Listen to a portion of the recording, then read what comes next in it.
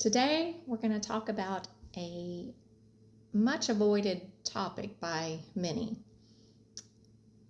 Let's talk about tithing. I've noticed that there are at least 3 topics that many who claim to be Christian avoid and do not want to discuss. They'll become irritated, they'll become frustrated, they'll become indignant. And those topics are tithing, modesty, and submission. And yet they are God's word. It is God that has instructed these things. So it is important to learn what God's word says about each of these things. But today we're going to talk about tithing. You know, I've noticed, as I said, when pastors preach or teach about tithing, those who do not tithe become indignant, they become irritated, or they'll close their ears. Some even get up and leave. Some have said, that church is only wanting money, or that pastor is money hungry. They'll say, I have bills to pay. I need this money more than the church does. Or when some who do not tithe are not allowed to be in ministry positions, they have said, oh, you have to pay to play at that church. And they're upset because they're not being used on the platform or placed in positions because they do not pay tithes. But tithing is a mandate from God, not the pastor or the church. They just enforce it because God's word said in Malachi 3, verse 8 through 9, will ye rob God? Will a man rob God? Yet you have robbed me. This is God speaking. But you ask, wherein have we robbed thee? In tithes and offerings. And then God said, you are cursed with a curse, for you have robbed me. That's pretty serious to think about. Some rebuttal, oh, that's too strong. Oh, you don't understand the bills that I have. I need that money. I understand. However, God says in Haggai 1, verses 5 through 10, now, therefore, thus saith the Lord of hosts, consider your ways. You have sown much, and you bring in little. You eat, but you have not enough. You drink, but you're not filled with drink. You clothe you, but there is none warm. And he that earneth wages to put in a bag with holes. Thus saith the Lord of hosts, consider your ways. You looked for much, and lo, it came to little. And when you brought it home, I did blow upon it. Why? Saith the Lord of hosts, because of mine house, that is waste. And you run every man to his own house. Therefore, the heaven over you is stayed from dew, and the earth is stayed from her fruit.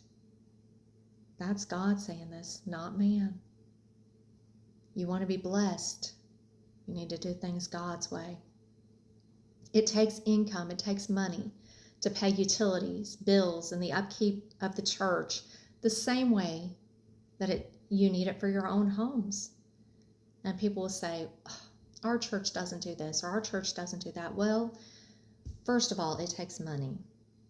Second of all, it takes people. If you don't have adequate and sufficient money or people to help with things, no, the church cannot do these extra things. And then thirdly, we need to make sure that it's biblically sound and okay to do these things before God, because we're using his money to fund these things.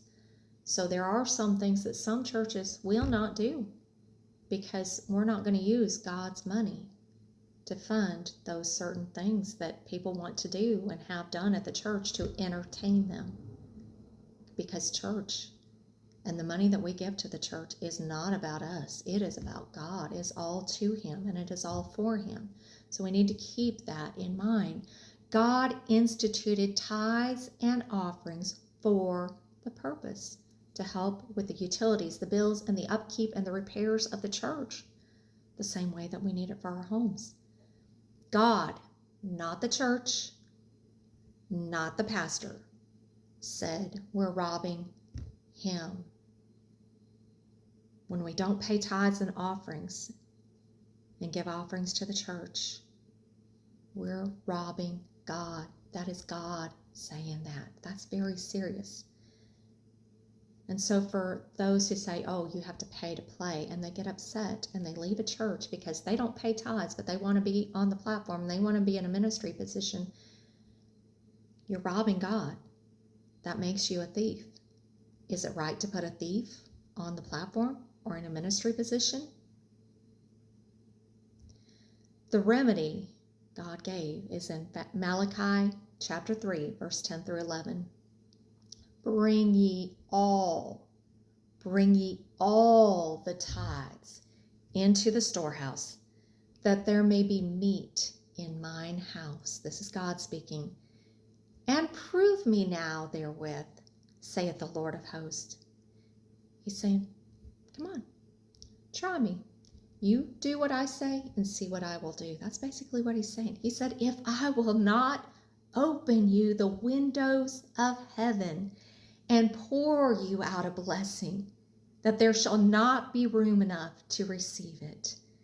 And I will rebuke the devourer for your sakes, the one who's making your money not last, the one who's making it like there's a hole in your bag and your money's going everywhere, but you just can't seem to have enough. God said, I'll rebuke the devourer for your sakes when you do what he asked. He said, and he shall not destroy the fruits of your ground. This is the destroyer. Neither shall your vine cast her fruit before the time in the field, saith the Lord of hosts. So you want God's blessings? Pay tithes and give offerings. That's scriptural. That's God, not man, not your pastor, not the church. That's God. Many think it's the church's job to give to them, but biblically, it's our responsibility to give to the church. I saw a post that read, you only have two options with tithes, pay them or steal them.